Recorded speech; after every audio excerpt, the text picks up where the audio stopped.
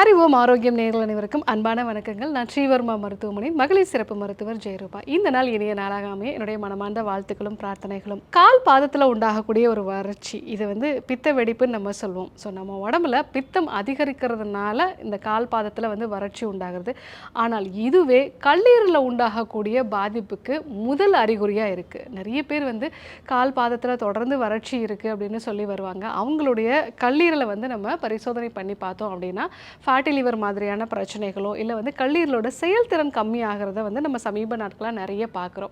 So கல்லீரலுக்கும் நம்மளுடைய கால் பாதத்துக்கும் என்ன சம்மந்தம் அப்படின்னு பார்த்தீங்கன்னா, கல்லீரலேருந்து தான் பித்த நீர் உருவாகுது. இந்த பித்த நீர் அப்படிங்கிறது நம்ம சாப்பிடக்கூடிய உணவுலேருந்து கொழுப்பை செரிமானம் பண்ணக்கூடியது. ஸோ கொழுப்பு முறையாக செரிமானம் ஆனால் தான் நம்மளால் கொழுப்பில் கரையக்கூடிய வைட்டமின்களான வைட்டமின் ஏ, டி, இகே அப்படிங்கிறது நம்ம உடம்புக்கு கிடைக்கும். ஸோ இந்த வைட்டமின்கள் குறைபாடு இருந்தது அப்படின்னா நம்மளுடைய தோல் வறட்சி அடையும். அதில் முதல்ல வறட்சி அடைയത് நம்ம கால் பாதம் தான்.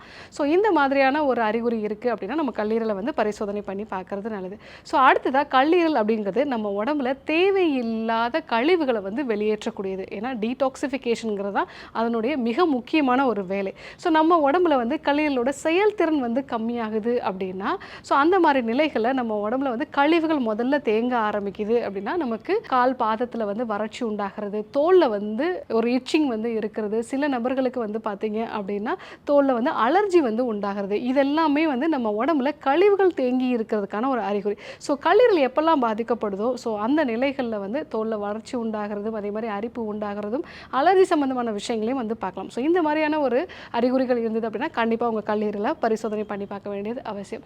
ஸோ அதே மாதிரி நம்மளுடைய கல்லீரல் அப்படிங்கிறது நம்மளுடைய உடம்புல ரத்த ஓட்டம் கரெக்டாக இருக்கிறதுக்கு ரொம்பவே அவசியம். ஸோ அதே மாதிரி ரத்தம் உறையிறதையும் இது ரத்த குழாய்களுக்குள்ளே ரத்தம் உறையிறதையும் தடுக்கும். ஸோ கல்லீரலோட செயல்திறன் கம்மியாகுது, இல்லை அங்கே ஃபேட்டி லிவர் இருக்குது, இல்லை தொடர்ந்து ஆல்கஹால் எடுத்துக்கிறதுனால அவங்களுக்கு ஃபேட் அங்கே தொடர்ந்து தேக்கமடைஞ்சிட்டே இருக்குது அப்படின்னா, ஸோ அதனுடைய ஒரு தொடர்ச்சியாகவும் ரத்த குழாய்களுக்குள்ள ரத்தம் முறையாக போகாது.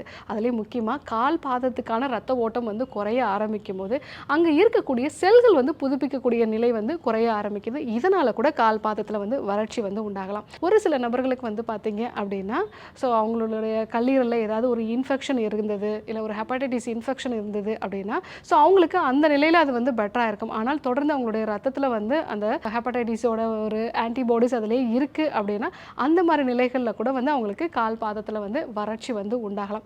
இன்னொன்று, இந்த கல்லீரல் அப்படிங்கிறது நம்ம உடம்புல புரோட்டீனோட உற்பத்தியை முறைப்படுத்தக்கூடியது. ஸோ இந்த புரோட்டீன் அப்படிங்கிறது கரெக்டான அளவு கிடைக்கிது. அதே மாதிரி கொலாஜன் அப்படிங்கிற ஒரு டிஷ்யூம் உற்பத்தி பண்ணக்கூடியது. இந்த கொலாஜனும் கரெக்டாக இருந்தால் தான் நம்ம செல்கள் புதுப்பிக்கப்படும். அதே மாதிரி அங்கே ஹைட்ரேஷனும், அதாவது நல்ல நீர்த்துவத்தோடு இருக்கும். ஸோ இதெல்லாம் குறையும் பொழுது நமக்கு வறட்சி அப்படிங்கிறது உண்டாகுது. ஸோ கால் பாதம் வறட்சி இருக்குது அப்படின்னா நம்முடைய முன்னோர்கள் பித்த வெடிப்புன்னு சொல்லுவாங்க. ஸோ அது கல்லீரலையும் தொடர்பு படுத்தக்கூடியது. எப்பெல்லாம் நம்ம உடம்புல பித்தம் அதிகரிக்குதோ அப்போல்லாம் கண்ணில் பாதிப்பு உண்டாகிறது, அதே மாதிரி கல்லீரலில் பாதிப்பு உண்டாகுது அப்படிங்கிறது ரொம்ப காமனாக நம்ம இப்போல்லாம் பார்த்துட்டே இருக்கோம். ஏன்னா அந்த கல்லீரல் பொறுத்த வரைக்கும் ஸோ அது முழுமையாக உங்களுக்கு பாதிப்படைகிற வரைக்கும் அட்லீஸ்ட் ஒரு 80% அது பாதிப்படைஞ்ச பிறகு தான் அதனுடைய அறிகுறிகளே நமக்கு தெரிய ஆரம்பிக்கும். ஸோ இன்றைக்கு நம்ம சாப்பிடக்கூடிய உணவுகள், அதே மாதிரி நிறைய ப்ரிசர்வேட்டிவ் சேர்ந்த உணவுகள், ஹை கலோரி ஃபுட் நம்ம எடுத்துக்கிறது, ஸோ நிறைய நம்ம மருத்துவரோட ஆலோசனை இல்லாமல் மருந்துகள் எடுத்துக்கிறது, இது எல்லாமே கல்லீரலை பாதிக்கக்கூடிய ஒரு விஷயமா தான் இருக்குது. ஆனால் அது முழுமையாக பாதிக்கப்பட்ட பிறகு தான் நமக்கு அந்த விஷயம் தெரிய ஆரம்பிக்குது. பட் ஆரம்ப கட்டத்திலே உங்களுக்கு பாதங்களில் வறட்சி உண்டாகுது அப்படின்னா உங்களுடைய கல்லீரல் கொஞ்சம் கொஞ்சமாக பாதிக்கப்பட ஆரம்பிக்குது அப்படிங்கிறத நம்ம தெரிஞ்சுக்கணும். ஸோ கூடுதலாக உங்களுடைய மற்ற பகுதியில் இருக்கக்கூடிய ஸ்கின்னும் ட்ரை ஆகுது, ஏதோ ஒரு அலர்ஜி தொடர்ந்து வந்துட்டே இருக்குது, காலை நேரங்களில் அதிகமான அளவுக்கு சோர்வு இருக்குது, ஈவினிங் ஆக தான் டாக்டர் நான் பிரிஸ்க் ஆகிறேன் அப்படின்னு சொல்லுவாங்க. ஸோ அந்த மாதிரி இருந்தாலும் கல்லீரல் பாதிப்பு இருக்கிறதுக்கான வாய்ப்பு இருக்குது. அதே மாதிரி தொடர்ந்து எனக்கு வயிற்றுப்பகுதி மட்டும் பெருசாகிக்கிட்டே இருக்குது, இதாவது தொப்பை வர்றது, இதெல்லாமே கூட கல்லீரல் பாதிப்போட ஒரு அறிகுறி தான். அதே மாதிரி இரவு தூக்கம் சரியாக இல்லை, காலை நேரங்களில் தான் எனக்கு நல்ல தூக்கமே வருது அப்படின்னு சொல்லுவாங்க. ஸோ இதெல்லாமே கல்லீரல் பாதிப்போட அறிகுறி தான். கூடுதலாக உங்கள் கால் பாத வறட்சி தொடங்குது அப்படின்னா கண்டிப்பாக உடம்புல பித்தம் அதிகரிக்கிறது. அந்த பித்தம் அதிகரிச்சது அப்படிங்கிறது கல்லீரலையும் பாதிப்படைய செய்யுது. ஸோ இதுதான் நம்ம தெரிஞ்சுக்க வேண்டிய ஒரு விஷயம். ஸோ இந்த மாதிரி ஒரு வறட்சி உண்டாகி கல்லீரல்லையும் இந்த பாதிப்புகளுக்கான எல்லா அறிகுறிகளும் இருக்குது அப்படின்னா உங்களுடைய உணவில் அதிகப்படியான கலோரிஸ் இருக்கக்கூடிய உணவுகள், முக்கியமாக பார்த்தீங்கன்னா கேக் வகைகள், அதே மாதிரி ப்ரிசர்வேட்டிவ்ஸ், இந்த பிஸ்கட் வகைகள், இதெல்லாமே நம்ம தவிர்க்கிறது நல்லது. நல்லது. லேட் நைட்டில் நைட் நேரத்தில் பிரியாணி இந்த மாதிரிலாம் நம்ம சாப்பிட்றத வந்து அவாய்ட் பண்ணுறது நல்லது.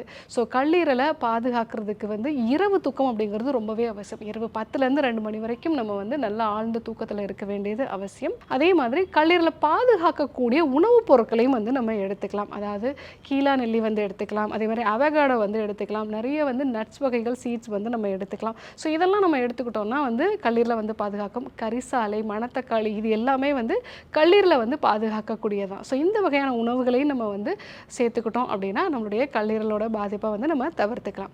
ஸோ கால் பாத வறட்சி இருக்குது அப்படின்னா வெறும் பித்த வெடிப்பு அப்படின்னு மட்டும் எடுத்துக்காமல் உங்கள் கல்லீரல்லையும் பாதிப்பு இருக்கா அப்படிங்கிறதையும் நீங்கள் செக் பண்ணி பாருங்கள். ஸோ அந்த மாதிரி நிலைகளில் நான் சொன்ன இந்த விஷயங்களை வந்து ஃபாலோ பண்ணுங்கள். ஒருவேளை அதனுடைய அளவு வந்து ரொம்ப அதிகமாக இருக்குது அப்படின்னா மருத்துவரை சந்தித்து ஆலோசனை வந்து எடுத்துக்கோங்க.